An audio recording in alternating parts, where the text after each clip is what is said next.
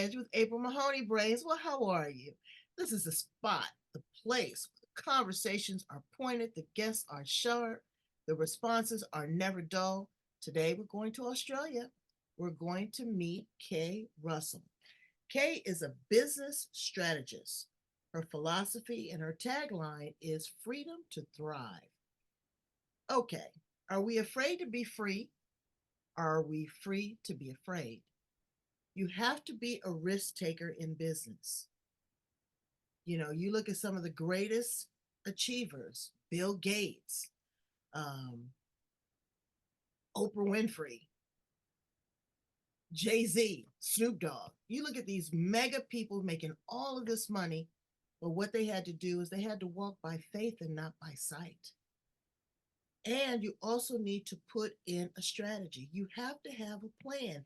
You can't just throw spaghetti against the wall and expect for it to stick.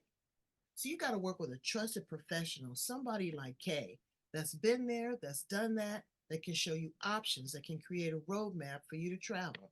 We're going to talk to her about that and a whole lot more. Welcome to the show, Kaye. Hi, April. Thanks for having me. I'm really excited with this. I'm excited to have you too. I just love my Aussies. I love you guys. You've been so gracious and so kind to me. I know everybody down there. I was supposed to come back to Australia, but COVID hit. And I Oh, tell you, yeah. you guys were locked down like Fort Knox. I Uh-huh. surprised you could even get out and breathe. But now things have opened up and a new window of opportunity. So I can't wait to come down there. What would I have to look forward to in meeting you personally, Kaye? Well, I live out on acres, so I've got lots of sunshine and green grass and fresh air. So, yeah, we were lucky during shutdown actually because we're on acres. We could get out of our house, we could exercise, do everything. We were a lot better off than most people. So, that was a bonus for us. So, yeah, we're in the western area of Sydney, New South Wales, Australia. Um, it's a beautiful summer day out here today, so Well, it's I'm beautiful. enjoying I've it. been to Sydney. But during that time during COVID and everybody was shut down, the whole work paradigm shift. Mhm. Completely. And we have this thing here, and people are still going through it. It's called quietly quitting or the great resignation. Mm-hmm. People figured out how they could work from home, they could homeschool, they could probably make more money because they could shut down a brick and mortar, they didn't have gas, they didn't have childcare expenses. What did you learn as a business strategist to help people make that pivot and make that shift? The whole shutdown was a complete transition for me. I've been in a professional government engineering role for about 23 years. Mm, And when the shutdown happened, all government departments shut down. We had to learn to work from home. It was a total transition period from getting on a train every morning, busting ourselves into the city, then trying to get home to cook dinner for our children. But the shutdown made us realize that even though it was horrible, we lost contact with people. There was a lot of mental anguish through the shutdown. It also opened a lot of doors for a lot of people. We realized that we don't need to be busting ourselves on a train every morning trying to get into the office. We can work from home. We can be just as productive from home as in an office. And that also opened other doors. Well, if I can work from home in my 9 to 5 job, what else can I do from home? So that was sort of where I started redirecting my energy into, do I want to be doing this job for 23 years? Because it's not giving me that ambition and that drive that it used to. And that's when I started looking at other online spaces and ways that I could use my engineering skills and my people skills to help other people to see what I can see and the potential that you have for working at home and building your family's future at home. exactly. But also what businesses had to come to terms with is how do you reward and recognize an employee from home? Now, you're there in your cubicle or in your office. They can pretty much have an eagle eye view of what you're doing and how you're doing it. So, as a business strategist, you also have to work with employees because they have to get used to this new norm. How do I report back to my manager or my supervisor what I'm really doing? Can they really see my productivity? A girlfriend of mine has a big high-end insurance company, and she had to get software to really see how long her employees were online, what they were actually doing, because it could be the flip side of that too. I mean, you could be sitting there eating bonbons, watching Netflix, and working 2 hours a day. True, that's exactly true. So, as a business owner, what do you say to them to maybe groom or prepare their employees for this hybrid workspace of working from home? Does that I make think sense? well, there was always a lot of scope. I mean, within my business environment, you're not always sitting at a desk anyway, typing out your reports or answering phone calls. There's still those moments of walking around, communicating with other people. You're in the kitchen making a coffee for 10 minutes, you're having a chat to someone about work, life. So when you're in an office environment, it wasn't always sitting at your desk. And I think that is another transition. When you're at home, you're not always sitting at your desk, typing out your reports. Those coffee moments now become different sorts of moments within your home environment. And I think as an employer, you need to realize that there is that change of working life. And as an employer, you need to be able to say, okay, these are the tasks that you are set. As long as those tasks are being done, the performance meets your KPIs. In government, KPIs are all a big thing. KPIs, you get your jobs done, and reports coming in from your clients are promising and they're getting all they want, then honestly, you've got productive staff. They're just not doing it the way they used to do it. Right, right, right. So again, you don't have to be the helicopter employer, okay? No, The micromanager. They used to use that word a lot, who's micromanaging, but that's all subjective. definitely. Some people check your productivity, some people check your phone calls, some people check, your dot your I's and cross your T's. How many people did you convert? It's a different mindset. It's a Yes. different expectation for the employer and the employee. It is a transition time. It's not the day of old. No, no, completely not. So when you say freedom to thrive, how do we thrive in this type of environment? By doing what it is that you've always dreamed of.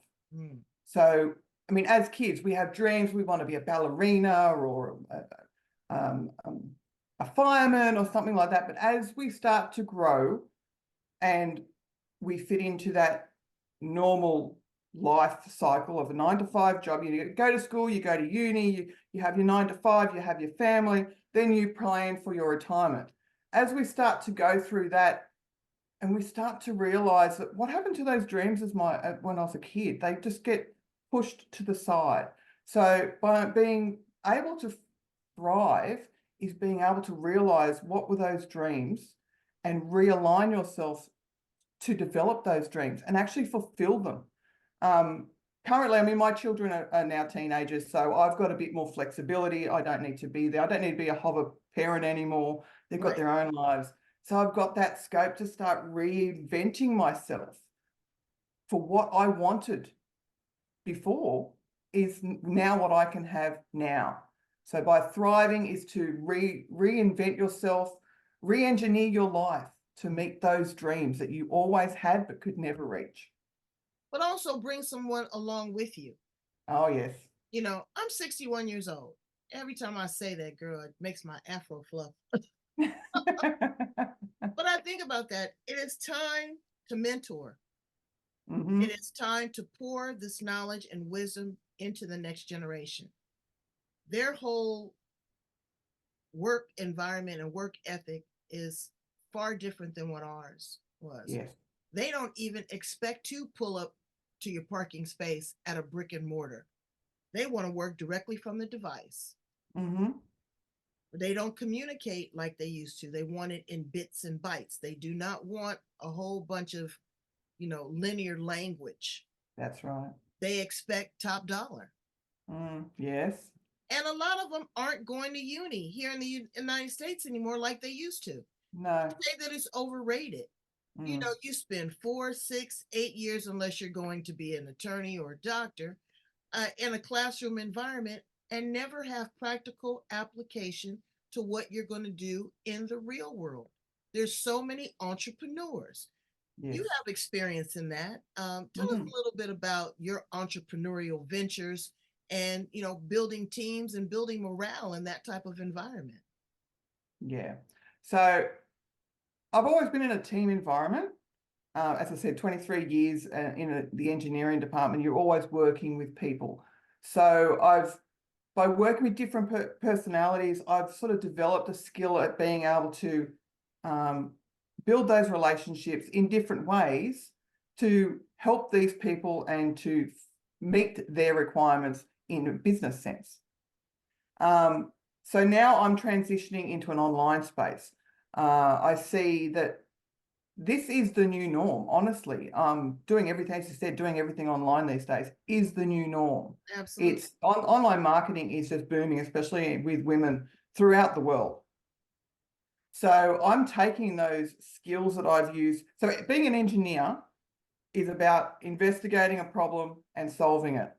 So with those skills, I now am finding people who want to work in my team, finding out what their problems are and building a solution to those problems.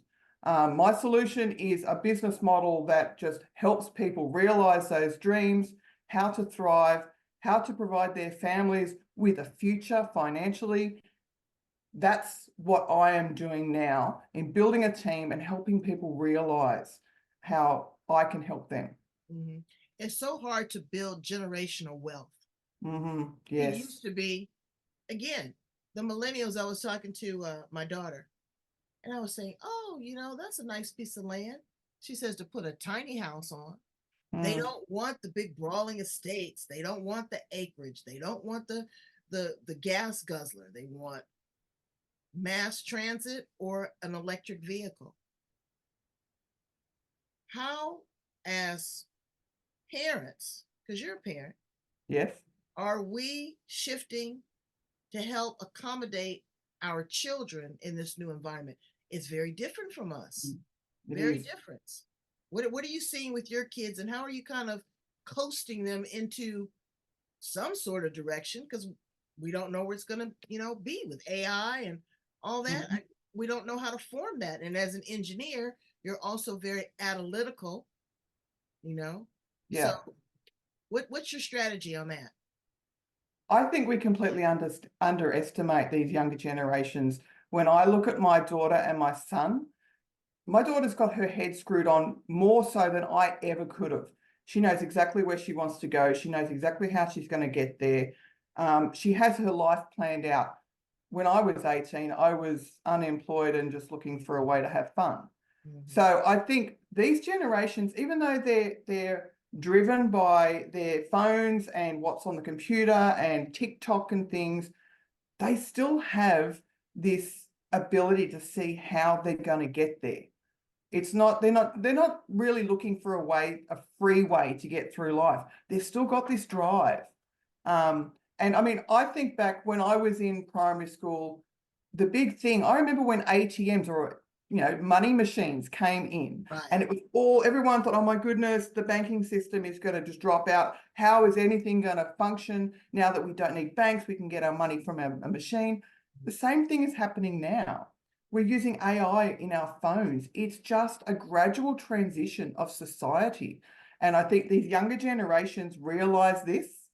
It's not the end of the world. It's a transition of society. And I think they've got the know-how to make it work and keep society functioning without everybody falling off the bandwagon.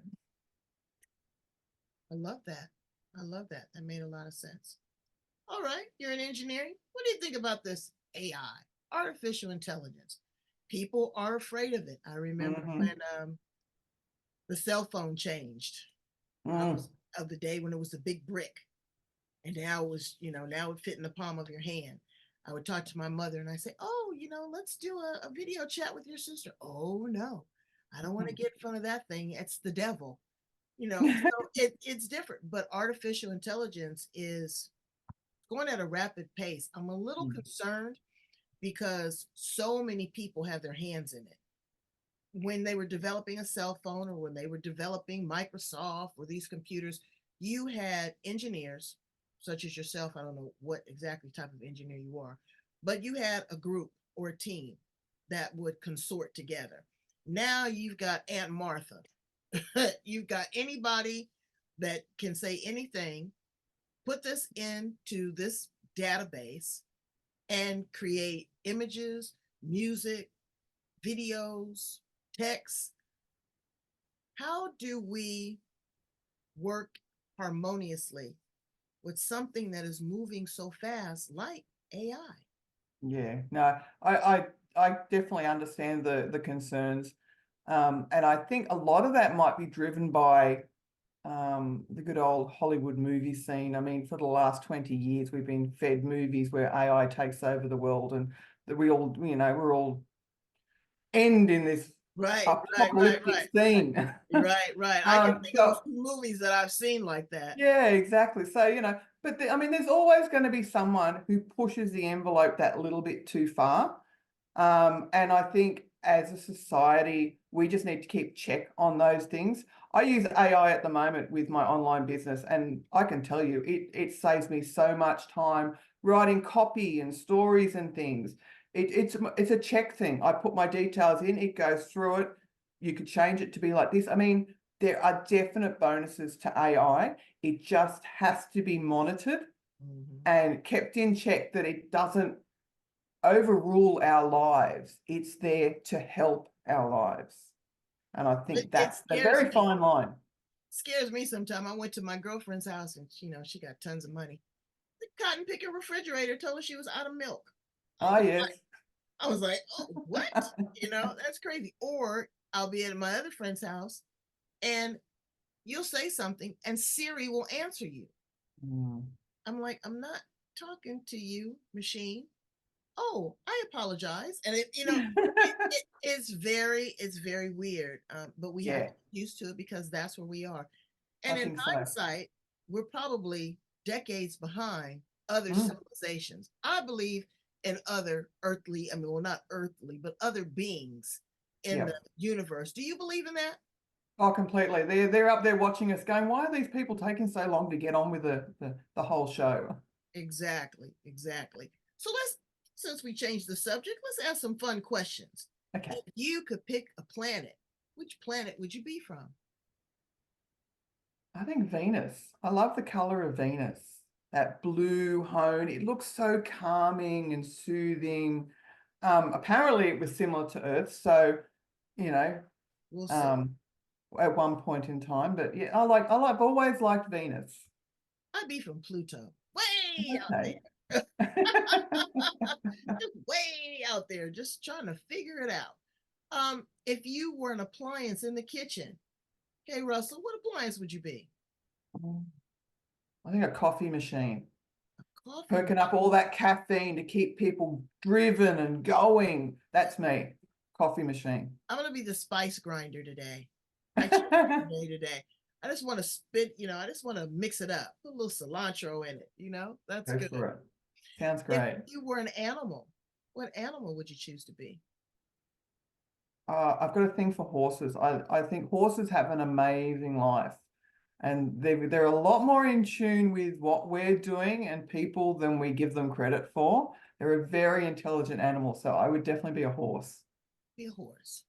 I'd probably be an elephant Okay. because they travel in prides. They're good Mm. parents. Uh, I aspired one day to maybe be a vegetarian. They're vegetarians. They never forget. They're strong. So They I love don't. those. If you had three magical wishes, anything, Ooh. what would they be? Okay. I've always wanted to fly. I remember those childhood dreams of flying. So that being able to fly, um, having that tropical getaway that's in the middle of nowhere that no one knows about, that I can just click my fingers and I'm there. And number three, what would that be? Oh, I know. An endless supply of shoes. Uh-huh. Oh my God. Yes, please. I love it. I love it. What would you tell a 25-year-old Kate Russell? What would you say to yourself at 25? Oh my goodness, at 25, I was a lost soul, I tell you. Um, get off your backside, look at your life. There is so much out there. What are you doing? Go and do it. Mm, mm, mm. So, yeah. That's amazing. I look back at 25. I was partying like a rock star. I was having a good time too. Would I want to be 25 again? No. No. But I was in a good space. I was pretty mature, still Mm, having fun. But again, what was the expectation? I didn't go to university. I had high school education, but I always had great jobs. I was always able to network. I always mhm. took a course here or there, but I wasn't dedicated. Maybe I would tell myself, buckle down a little bit harder because I know I could have been a lawyer, I could have been a doctor. I've got that. Yeah. My goal was to be a communicator. When you Mhm. realized your it factor and your superpower, how old were you? Do you think? Oh, it was only basically when I started this business. I thought my it power was being an engineer with the government. Mm. And it's taken me over 20 years to realize that was just paying the bills.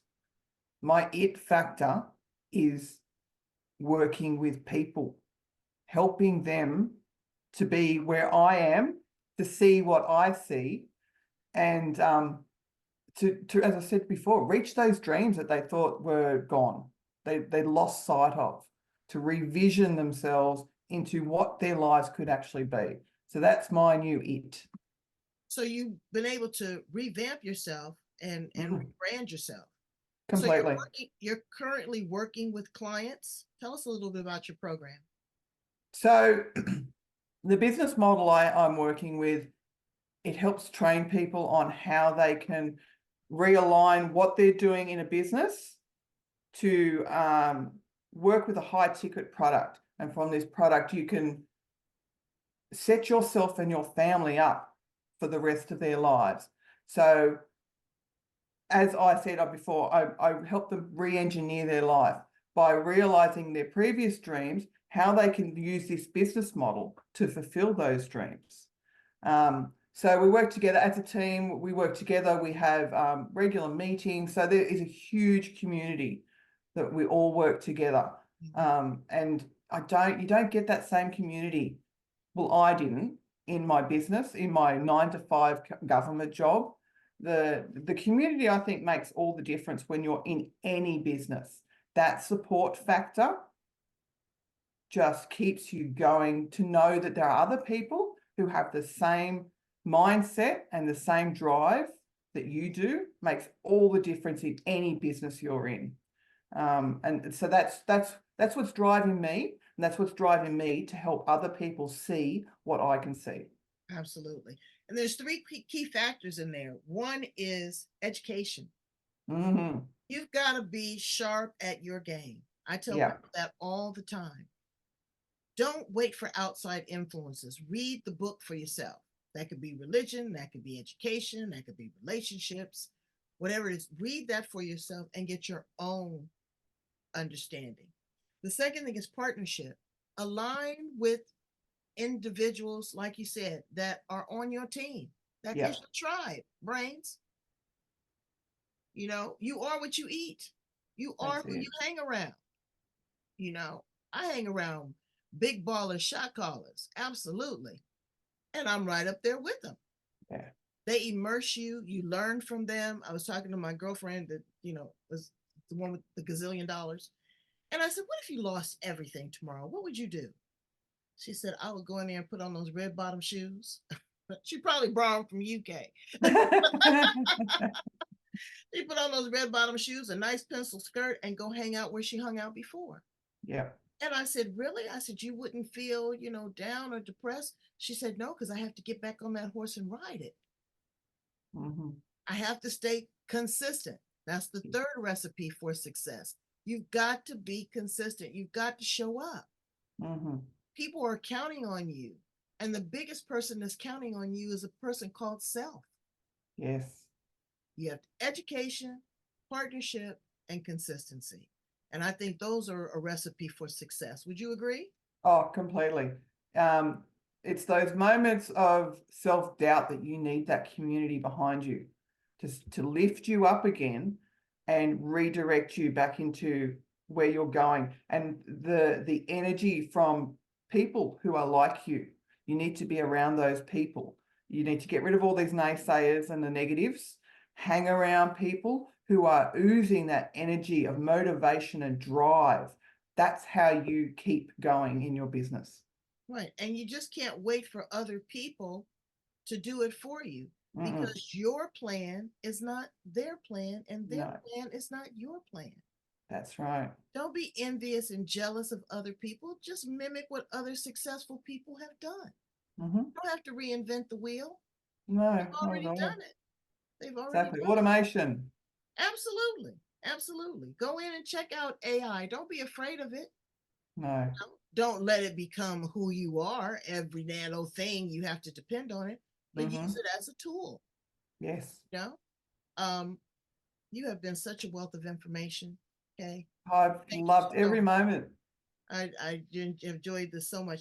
Tell my brains how to get in contact with you, how they can work with you, if there's any special programs, if there's some other, freedom to thrive opportunities they can connect with you on. How do they do that? You can find me on Facebook on Kaye Russell. It's KAYE_Russell. I also have a website, www.kayrussell.com. You can find some great information on there about the business model and how I can help you realize your dreams and re-engineer your life. Well, brains, you're learning from an expert. This woman is in STEM.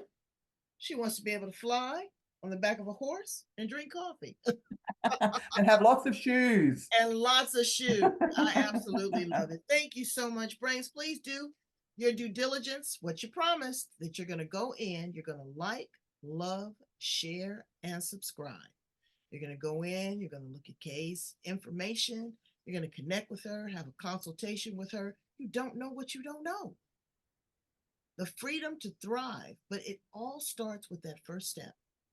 And so we're hoping that it's down to Australia. Thank you, Brains. Thank you, Kaye. Thanks, April. Have a good one.